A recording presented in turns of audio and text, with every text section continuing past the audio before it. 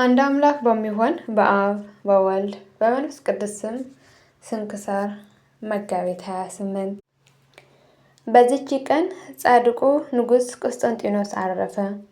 የዚህም ቅዱስ የአባቱ ስም ቆንስጣ የእናቱ ስም እሌኒ ነው። ቆንስጣም በራንጥያ ለሚባል ሀገር ንጉሥ ነው። መክስያኖስም በሮሜ በአንጾኪያና በግብፅ ላይ ነግሶ ነበር። ይህም ቁስጣ አረማዊ ነበር፣ ግን በጎ ስራ ያለው እውነትን የሚወድ በልቦናውም ይቅርታ ርኅራኄ የተሞላ ክፋት የሌለበት ነው። ወደ ሮሃ ከተማ በሄደ ጊዜ እሌኒን አይቶ ሚስት ልትሆነው አጋባት። እርሷም ክርስቲያናዊት ናት። ንጉሥ ቆስጠንጢኖስም ጸንሳ ወለደችው። ስሙንም ቆስጠንጢኖስ ብላ ጠራችው። ይህም ዝንጉርጉር ማለት ነው። ከዚህም በኋላ ንጉሥ ቆንስጣ እሌኒን በዚያው ትቷት ወደ ብራንስጥያ ከተማ ተመለሰ። እርሷም ልጇን እያሳደገች በዚያው ኖረች። የክርስትናን ትምህርት አስተማረችው። ይቅርታና ርኅራኄ በክርስቲያን ወገኖች ላይ እንዲያደርግ በልቦናው ትዘራለት ነበር። እርሷ ክርስቲያን ስትሆን የክርስትና ጥምቀትን ታጠምቀው ዘንድ አልደፈረች። መንፈሳዊ እውቀትን ሁሉ በማስተማር አሳደገችው። ዳግመኛም ለመንግስት ልጅ የሚገባውን ሁሉ ከዚያ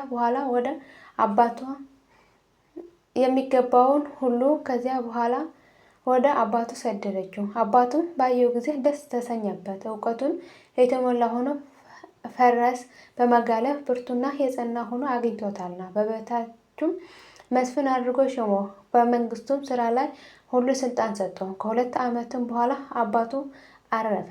ቆስጠንጢኖስም መንግስቱን ሁሉ ተረከበ። የቀናች ፍርድንም የሚፈርድ ሆነ። ከእርሱ በፊት የነበሩ ነገስታት የጫኑባቸውን ጽኑ አገዛዝ ከሰዎች ላይ አስወገደ። አሕዛብም ሁሉ ታዘዙለት፣ ወደዱትም። የአገዛዙ ቅንነትና የፍርድ ትክክለኛው በሀገሮች ሁሉ ሲሰማ ተገዙለት። የሮሜ ሰዎች ታላቆች መላእክትን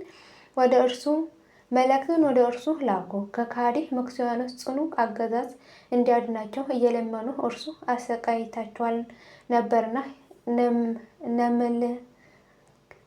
ለመልእክታቸው ባነበበው ጊዜ ስለ ደረሰባቸው መከራ እጅግ አዘነ። ያድናቸውም ዘንድ ምን እንደሚያደርግ በአደባባይ ተቀምጦ እያሰበ ሲያዝን፣ እነሆ ከቀኑ በ6 ሰዓት በቀትር ጊዜ ህብሩ እንደ ከዋክብት የሆነ መስቀል ታየው። በላዩም በዮናኒ ቋንቋ ኒኮስጣጣን የሚል ጽሑፍ አለ። ትርጓሜውም በዚህ ጠላት ድል ታደርጋለህ ማለት ነው። የመስቀሉ ብርሃን የፀሐይ ብርሃን ሲሸፍነው ባየ ጊዜ አደነቀ። በላይ ስለተጻፈው አስቦ ለጭፍሮቹ አለቆችና ለመንግስቱ ታላቆች ባለስልጣኖች አሳያቸው። እነርሱም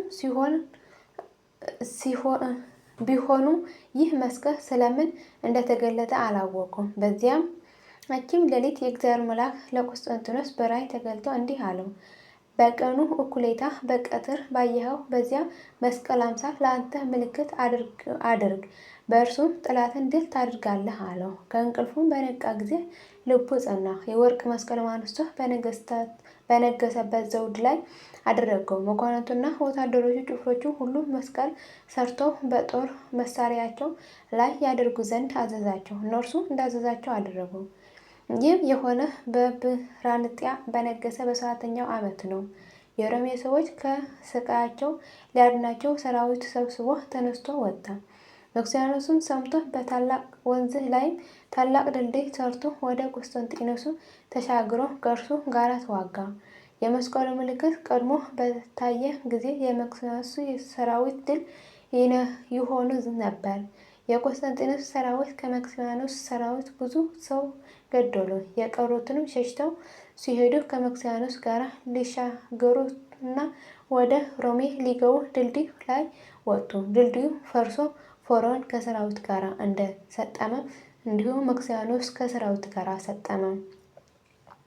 ቆስጠንጢኖስ ወደ ሮሜ ከተማ ሲገባ የሮሜ ሰዎች ከካህናት ጋር መብራቶቹ ይዘው በዕንቁ የተሸለመ አክሊሎቹን ደፍቶ እምብልታ እየነፉ ተቀበሉት። የተማሩ ሊቃውንትንም የከበረ መስቀሉን ሲያመሰግኑት የሀገራቸው መዳኛ ይሉት ነበር። ለከበረ መስቀል 7 ቀን በዓል አደረጉ።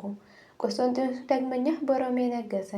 ከካዲዎች የሆኑ መክሲያኖስና ዲዮቅልጥያኖስ ስለ ክብር ባለቤት ስለ ጌታችን ኢየሱስ ክርስቶስ ሃይማኖት ያሰሯቸውን እስረኞች ሁሉም ፈታቸው። ደግሞ የጣዖታት ቤቶች ይዘጉ፣ አብያተ ክርስቲያን ይከፈቱ ብሎ አዋጅ አስነገረ። ዳግመኛ ክርስቲያኖች እንዲያከብሯቸው እንጂ እንዲያዋርዷቸው የጣዖታቱን ገንዘብና ምድራቸውን ለካህናት እንዲሰጧቸው አዘዘ። ክርስቲያኖች በአረማውያን ላይ እንዲሾሙ አደረገ። ዳግመኛ አባቶቻችን ሐዋርያት እንዳዘዙ ማንንም ሰው በሰሙነ ሕማማት ስራ እንዳይሰራ አዘዘ። በነገሰ በ11 ዓመት በሮሜ ሊቀ ጵጵስና በሶል ጴጥሮስ እጅ የክርስትና ጥምቀት ተጠመቀ። ሰራዊቱም ሁሉ ይህ የከበረ መስቀል ከተገለጠበት በኋላ በ4 ዓመት ነው። ከዚህም በኋላ በእርሱ እርዳታና ድል ያገኙበት የሚያድን ስለሆነ ስለ ጌታችን መስቀል ተመረምር ዘንድ እናቱ እሌኒ ወደ ኢየሩሳሌም ላካት። እርሷም በአመፀኞች አይሁድ ቀብረው ከደፈኑት ቦታ አወጣችው። በዘመኑ ሃይማኖታቸው የቀና የ318 ጳጳሳት የአንድነት ስብሰባ በኒቅያ ስለ አርዮስ ተደረገ።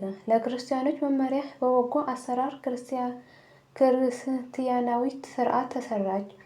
ከዚህም በኋላ በበራንጥያ ታላቅ ከተማ ሊሰራ አሰበ። እንደ አሰበውም ታላቅ ከተማ ሰርቶ በስሙ ቁስጥንጥንያ ብሎ ጠራት። በውስጧም አምላክን በወለደች በእመቤታችን በቅድስት ድንግል ማርያም ስም በአጊያና በሶፊያ ታላቅ ቤተ ክርስቲያን ስለሰራ መንፈሳዊ በሆኑ በመልካም ጌጥ ሁሉ አስጌጧት። በውስጧም ከሐዋርያት የብዙዎች አመፅ ከሰማዕታት ከቅዱሳን ጻድቃን ሥጋቸውን ስለሚሰበስብ የክብር ባለቤት ጌታችን ደስ አሰኝቶ በመልካም ተጋድሎውን ከፈጸመ በኋላ በኒቆምዲያ ከተማ ጥቂት ታሞ አረፈ። ገንዘቡንም በወርቅ ሳጥን አድርገው ተሸክመው ወደ ቁስጥንጥንያ አደረሱት። የጳጳሳት አለቆችና ካህናቱ ከሁሉ ሕዝብ ጋር ወጥተው ተቀበሉት። በብዙ ጸሎት በመዘመርና በማህሌት በምስጋና ወደ ከበረው ሐዋርያት ቤተ መቅደስ አስገብተው በክብር አኖሩት። በረከቱ ከእኛ ጋር ለዘላለም ትኖር አሜን። አቡነ ዘበሰማያት ይትቀደስ ስምከ ትምጻእ መንግሥትከ ወይኩን ፈቃድከ በከመ በሰማይ ከማሁ በምድር ሲሳየነ ዘለለዕለትነ ሀበነ ዮም ኅድግ ለነ አበሳየነ ወጌጋየነ ከመ ንሕነኒ ንኅድግ ዘአበሰለነ ኢታብአነ እግዚኦ ውስተ መንሱት አላ አድኅነነ ወባልሐነ እምኩሉ ክፉ እንዘ ይእቲ መንግሥት ኃይል ወስብሐት በሰላመ ቅዱስ ገብርኤል መልአኩ እግዝእትየ ማርያም ሰላም ለኪ ድንግል በኅሊናኪ ወድንግል በሥጋኪ እም እግዚአብሔር ጸባኦት አምላክ ቡርክት አንቲ እምአንስቶ ቡሩክ ፍሬ ከርሥኪ ተፈሥሒ ፍሥሕት ኦ ምልዕተ ጸጋ እግዚአብሔር ምስሌኪ ሣህሉ ወጸልዪ ማረስ ወንታነ ፍቅር ወልድከ ኢየሱስ ክርስቶስ ከመ ይስረይ ለነ ኃጣውኢነ ለዓለሙ ዓለም ለዘላለሙ አሜን።